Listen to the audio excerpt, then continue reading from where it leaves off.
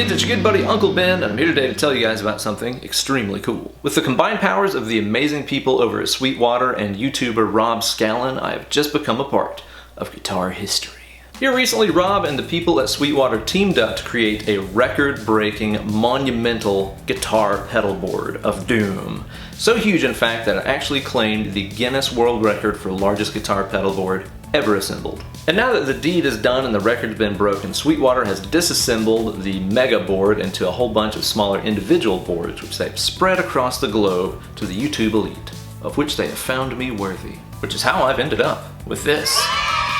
I gotta say, it's pretty cool to be holding on to a part of the world's largest pedal board ever assembled. It's kind of like owning a piece of the Nickelodeon Guts aggro crag, which is probably a reference that didn't connect with a lot of you guys. How else could I put that? It's kind of like owning an Infinity Stone. And because the people at Sweetwater are so legendarily cool, they're also having a competition where you have a chance to win a mighty mega pedal board of your own. Be sure to click the link in the video description to learn about how you can win. As any of you guys that watch my channel on the regular know, I'm not really much of like a gear demo, knob twister kind of guy.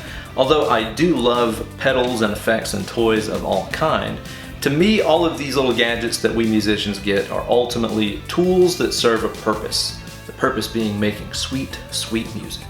And so, to display the potent powers of this slice of guitar history, I have written and recorded a song for you guys where you get to hear every single one of these pedals in action. So if you've watched the video that Rob and Sweetwater did, you'll already know that the mega board that they constructed to break the record is a whole bunch of these different temple audio boards that are all chained together. For the most part, each part of the mega board was just devoted to a single effect. So you have one of these temple boards that was just choruses, one of these boards that was just delays, and so on. And when Sweetwater asked me to participate in this whole thing, I requested the board that kind of looked like the one that was all the stuff that got swept up off of the floor. It's a little bit of this, a little bit of that. We've got like 4 different noise gates on here, a phaser, a delay, a cab sim, a couple different reverb pedals, a chorus, and a really crazy fuzz. So next up in the video, I'm gonna give you guys a playthrough of the song I wrote to demo all the pedals, and then we're gonna spend a little bit of time and go through each individual effect and how I use them to create the sounds that you hear in the song. And speaking of that very special song, it is available to everybody that supports my channel over on my Patreon page. So head over to patreon.com/BenEllerGuitars, sign up for the tier that suits you the best today, and get yourself a free download of that hoppin' tune. But guys, given the tone and style of the song that I put together for you guys, I can't help but feel I'm not really dressed for the part. See if there's something I can do about that.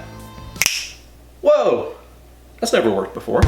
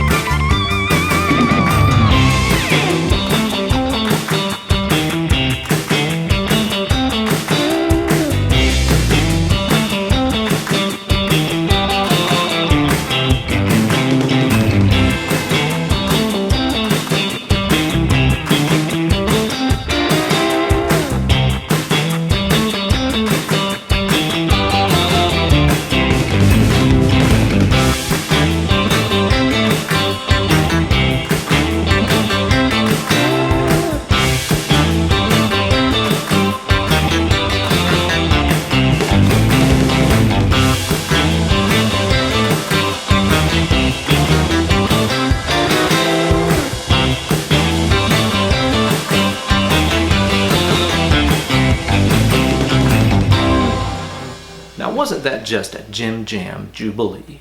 Now, let's get on to the fun stuff, the toys. First thing I want to talk about is the board itself, which is one of the ones that's made by Temple.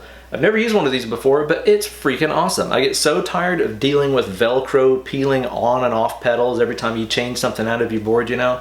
And with these, it's made of like a lightweight but sturdy metal frame that has these Swiss cheese-like holes all over it. And basically on the back of every pedal is this little stick-on deal that has a screw hole in the back of it, and you use these little thumb screws to attach the pedals wherever you want them to in your board. And whenever you want to take something off, you just reach back there and unscrew it, and there it goes. Really cool idea. I like these a lot. So I played all the guitars and bass in the song through the Fractal Audio Axe FX 3, which is amazing. For the guitars, I used the 65 Bass Guy and Junior Blues amp models. And for the bass, I used the SVT1 model. More on how I ran the bass in just a second. So the first thing that you'll notice about the board is that it has 4 different noise gates on here, which leads you to believe I probably should have made like the gentiest gent video of all time.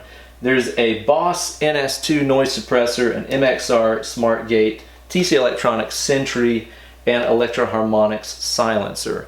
All 4 of these are fantastic noise gates that do the job really well, especially if you're running them in like the effects loop of a high gain amp. The only setting with any real gain that I used in the song was when I used the fuzz pedal. So that was the only time that I really needed one of these to control just how much noise a fuzz generates, you know?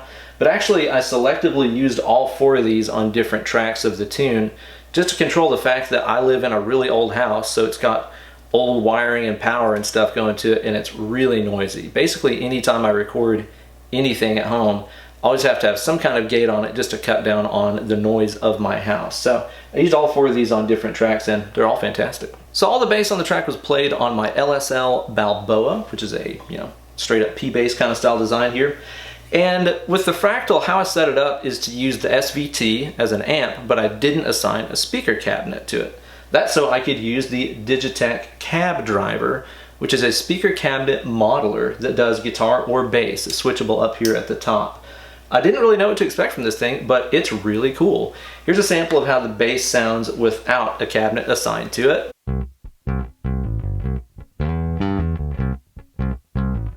And here's how it sounds with the cab driver turned on, simulating a bass speaker cab.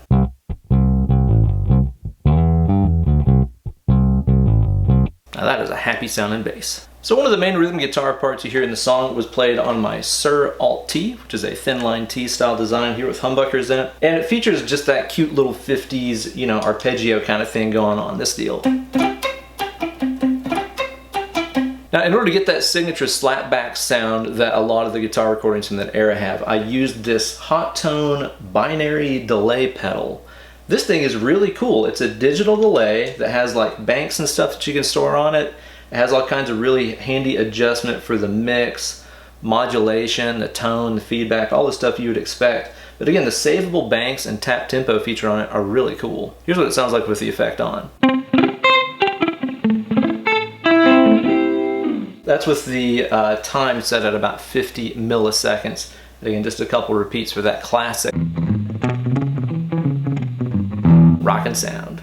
Up next I want to talk about the MXR Phase 90 on the board here, which is one of my favorite pedals ever, as made famous by a little fella named Eddie Van Halen. It's good enough for him, it's probably going to do the job for the rest of us. I used this in a really subtle way you might not have noticed in the track. During the second verse and at the little breakdown in the song that's after the solo, I actually layered in a track of this that is just me kind of like muting the guitar and chopping at the strings while the Phase 90 is set here at about 9 o'clock on the dial. Just to give you that subtle like swishing sound in the mix, you know? Kind of gives you that like stuck in a washing machine sort of sound.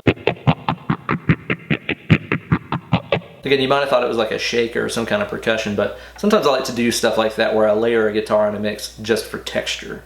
Great pedal, classic. For any of the stuff on the track that required a bar, I used my Sir Modern Satin, which is my favorite guitar ever. And one of the first things I laid down with this guitar is that classic thing that you hear on all those old surf tunes. It's kind of that sound that it used to make on Clarissa Explains It All whenever Sam would show up, you know? There'd always be that cool sounding chord that would like do something like that. I wanted that sound on the track, and I knew that the MXR analog chorus pedal here would be perfect for that. Because the cool thing about this pedal is it has all the usual chorus pedal stuff, level, rate, depth, all the things you expect. But it's also got an EQ here at the top for the lows and highs, which to me is really awesome. There's a lot of courses out there that as soon as you turn them on, they suck all the low end out of your tone, you know? But with this, you can build it back up if you want to. Because I knew this would be such a minor thing in the mix, I actually sucked all the lows out. So the lows are off on this. So you just get a really nice, cold, clean tone that doesn't really get in the way of the mix very much. Awesome pedal, also sounds great on bass. I also use this guitar to play the bar-tastic melodies in the verses and choruses, and I knew on top of that tone I wanted that classic surf rock spring reverb sound. So I used the Wampler Faux Spring Reverb, which for one is great because it's a small pedal that doesn't take up a lot of room on your board, but it also just delivers all that classic spring reverb tone you've been dreaming of.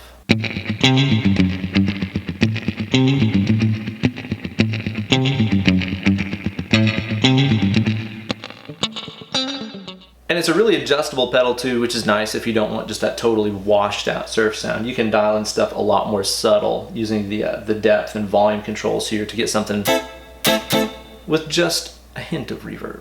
Now, in addition to that nice little arpeggiated rhythm part that I talked about earlier, there's also a track on the right side of the mix that's doing some little chord stabs and stuff. It's not super loud in the mix, but I layered it here using that Ocean's 11 reverb from Electro-Harmonix. This has been the most awesome surprise of this entire board. This pedal is amazing, and it's so much more than just a reverb pedal.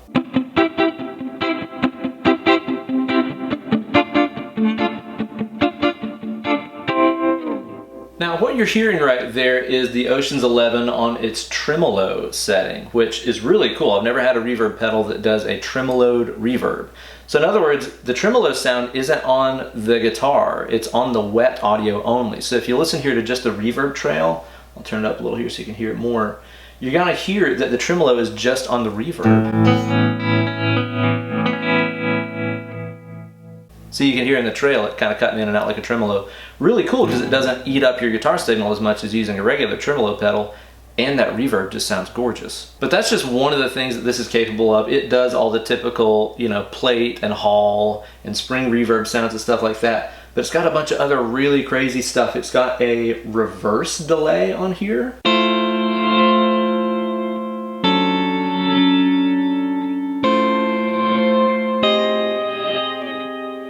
Really awesome. It's also got this shimmer function on here that sounds so majestic and like synth-like.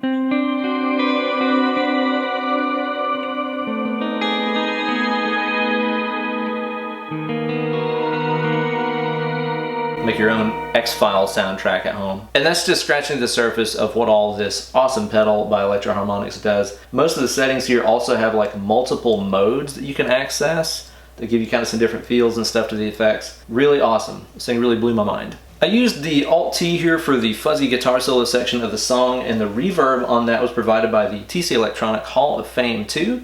The Hall of Fame original and the 2 are fixtures on like every pedal board I ever put together. It's a great pedal with a lot of different modes and stuff on it. It's got room, hall, spring, plate. It does some cool shimmer and stuff like that too. For the song, I used it on the spring reverb setting. I didn't really go too generous with it though. I just added just a little, just to kind of make it sound like the guitar was somewhere. I used that reverb in conjunction with the real wild card of the bunch here, which is the Catlin Bred Antic Thon fuzz pedal, which is one of the most bizarre pedals I have ever plugged into in my life. Check this out.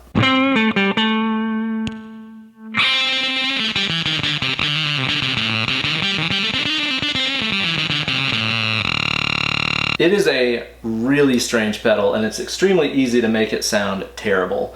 But as long as you don't go, you know, too crazy with any of your adjustments on the knobs, you can get some gnarly, awesome sounding fuzzes that sound like Reptar destroying the city or something.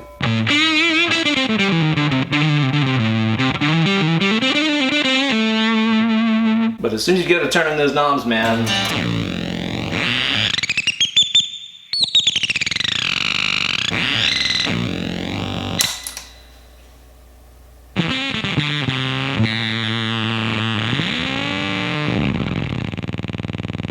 now that's what I call a ton of fun. And of course it wouldn't be a YouTube pedal board video if I didn't turn them all on at the same time. I'm pretty sure that's what all the cool kids do, so let's give that a try and see what happens here.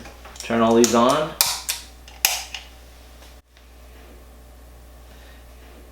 It is pretty nice. It kind of looks like a Christmas tree. I might even just keep that on as a little night light. So there you go, guys, a little look into the way that I used my section of the world's largest pedal board. Pretty cool stuff.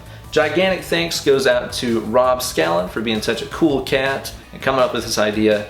And of course, a monumental thanks goes to the amazing people over at Sweetwater. Next time you're making your next online gear purchase, definitely get it through them. They have legendary customer service, great values and prices and stuff. Definitely hit up Sweetwater for all your gear needs. And as a cool little side bonus too, I was also issued my own official participant certificate with my little old name on it from Guinness themselves for taking part in this record-breaking achievement.